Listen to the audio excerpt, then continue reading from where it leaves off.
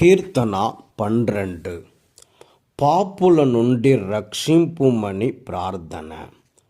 ప్రభు, సత్పురుషులు కరువైనారు, లోకములో విశ్వాసులు లోపించినారు, కనుక నీవు నన్ను ఆదుకొనుము.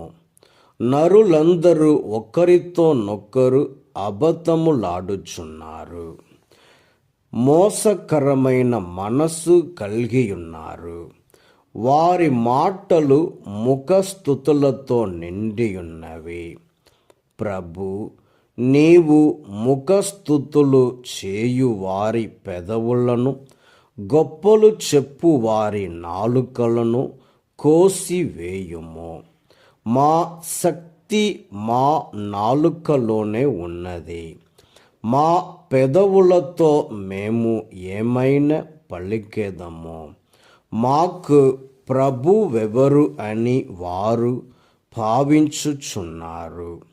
దరిద్రులను తోచుకొనుచున్నారు, పేదలను అణగద్రొక్కుచున్నారు. కనుక సాయము చేయుటకు నేను శీఘ్రమే వచ్చేదను.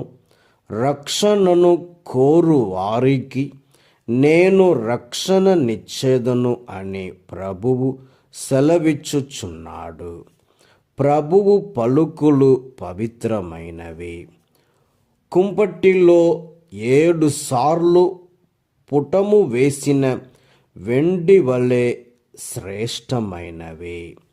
ప్రభు, మమ్ము నీ అండదండలలో ఉంచుకొనుము. ఈ పాపపు మూక నుండి మమ్ము సదా కాపాడుము.